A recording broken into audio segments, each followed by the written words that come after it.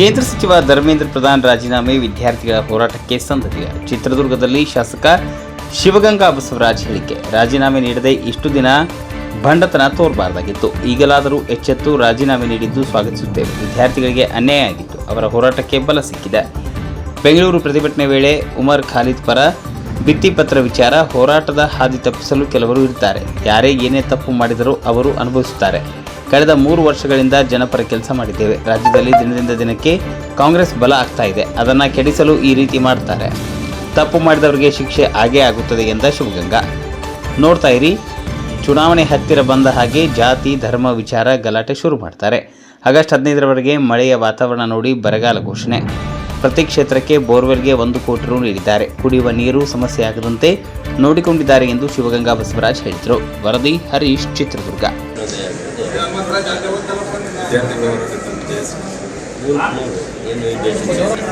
ಹೋರಾಟಕ್ಕೆ ಬಲ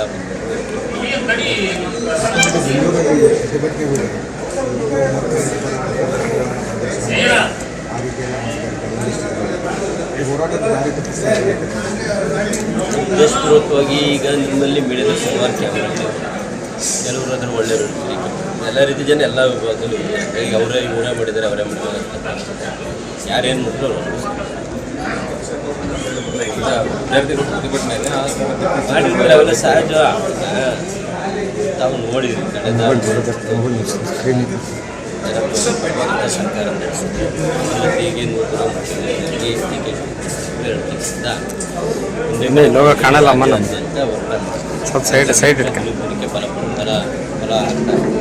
ಫಲ ಏನಾರು ಒಂದು ಕೆಲಸ ವ್ಯವಸ್ಥೆ ನಾಳೆ ನೋಡ್ತಾ ಇರಿ. ಜನರ ಹತ್ರ ಬಂದು ಈ ಜಾತಿ ಕಲಗಳು ಸ್ಟಾರ್ಟ್, ಧರ್ಮಗಳು ಇವೆಲ್ಲ ವಿರೋಧ ಯಾವ ನಡೆಯೋದಿಲ್ಲ. ಯಾಕೆಂದರೆ ನಾವು ಎಲ್ಲ ಧರ್ಮಗಳು ಚೆನ್ನಾಗಿರೋದು ಮುಖ್ಯಮಂತ್ರಿ ಆಗಿದ್ದಾರೆ. ಆದ ಕಾರಣ ಅವ್ರು ಏನೇನು ಮಾಡ್ತಾರೆ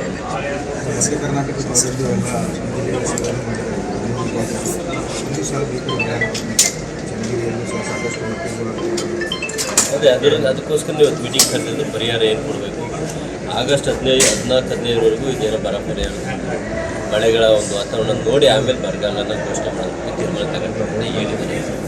ಇಲ್ಲಿವರೆಗಂತೂ ಮಳೆಯ ತೊಂದರೆ ಆಗಿದೆ. ಬಟ್ ಕುಡಿಯೋ ನೀರಿನ ಇಲ್ಲಿವರೆಗೆ ತೀರ ಮಟ್ಟದೇನು ತೊಂದರೆ ಆಗಿಲ್ಲ. ಸ್ವಲ್ಪ ಪರ್ಸೆಂಟೇಜ್ ಆಗಿದೆ. ಪೂರ್ವಕವಾಗಿ ಸಭೆ ಮಾಡಿ ಪ್ರತಿ ಕ್ಷೇತ್ರಕ್ಕೂ 1 ಕೋಟಿ ರೂಪಾಯಿ ಈಗ ಬೋರ್ವೆಲ್ಗೆ ಕುಡಿಯೋ ನೀರಿನ ವ್ಯವಸ್ಥೆಗೆ ಮುಖ್ಯಮಂತ್ರಿಗಳು ಮಾಡಿದ್ದಾರೆ. ಬರ ತೀರ ಅತಿವಾಯಿತು. ಸೂಕ್ತ ಕ್ರಮ ಕೈಗೊಂಡು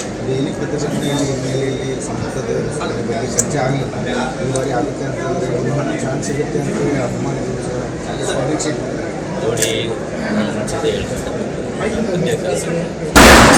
ಸ್ಪೆಷಲಾಗಿ ರೈತ ಹೋರಾಟ ಇದ್ದಾರೆ. ಆದ ಕಾರಣ ನಾನು ಅದು ಜಿಲ್ಲೆಯ ಪ್ರಯುಕ್ತ ಅಥವಾ ಮಧ್ಯ ಕರ್ನಾಟಕ ಅಥವಾ ಜಾತಿವಾರ ರೈತರ ಒಂದು ಹೋರಾಟ ರೈತರ ಒಂದು ನ್ಯಾಯಕ್ಕೋಸ್ಕರ ಒಂದು ಕೊಡಿ ಅಂತ ಮನವಿ ಮಾಡಿ ದೈಹಿಕ ಮನವಿ. ಯಾಕೆಂದರೆ ನಮ್ಮ ವಯಸ್ಸಿನಂಗೆ ಡಿ ಕೆ ಶಿವಕುಮಾರ್ ಸಾಹೇಬರು ಮುಖ್ಯಮಂತ್ರಿ ಆಗಿದ್ದಾರೆ, ನಾನೇ ಮುಖ್ಯಮಂತ್ರಿ ಅಂತ ಇದ್ದೀನಿ. ಆದ ಕಾರಣ ಕೊಟ್ಟರೆ ಕೊಳ್ಳಿದ್ರೆ ವೆರಿ ಗುಡ್ ಅಂತ.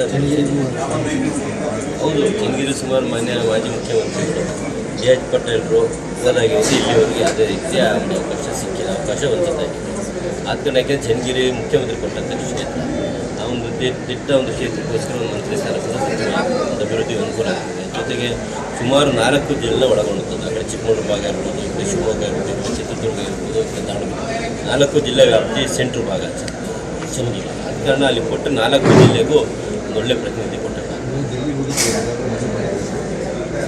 ಗಣಪತಿ ಇದ್ದಂಗೆ ಶಿವಣ್ಣ ಹಿಂಗೆ ಗಣಪತಿ ಸಿಗ್ತಾರೆ. ನಾವು ಡಿ ಕೆ ಶಿವಕುಮಾರ್ ಸಾಹೇಬ್ ಒಂದನ್ನೇ ಆರಾಧ್ಯ ಮಾಡ್ತಾರೆ. ಕೇಳಿದೀವಿ ಅವ್ರು ನಮ್ಮ ನಿಟ್ಟಿನಲ್ಲಿ ಒಳ್ಳೆಯದಾಗ್ತದೆ, ಯುವಕರು ಬೆಳೆಸಬೇಕು ಅನ್ನೋ ಗಮನ ಇದೆ. ರಾಹುಲ್ ಗಾಂಧೀಜಿ ಅವರು ಸಹ ಇವತ್ತು ಯುವಕರಿಗೆ ಅವಕಾಶ ಮಾಡಬೇಕು. ಆ ನಿಟ್ಟಿನಲ್ಲಿ ಕೊಟ್ಟರೆ ಒಳ್ಳೆಯದು.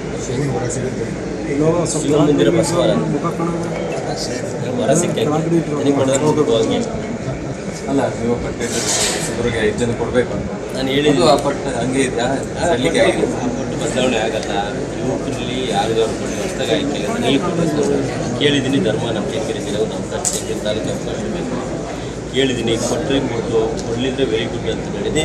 ಆದರೆ ನಾವೇನು ನೂತನವಾಗಿ ಆಯ್ಕೆ ಆಗಿದ್ದೀವಿ ರಾಜ್ಯಾದ್ಯಂತ ಪರಿಶೀಲನೆ ಮಾಡಿ 5 ಜನ ಅಂದರೆ ಸರ್ಕಾರ ಫಲ ಹಿಂಗೆ ಹಳೆ ಬೇರು ಹೊಸ ಜೀವರು ಅಂತ ಕೆಲಸ ಮಾಡೋಕ್ಕೆ ಅನುಕೂಲ ಆಗುತ್ತೆ ಅಂತ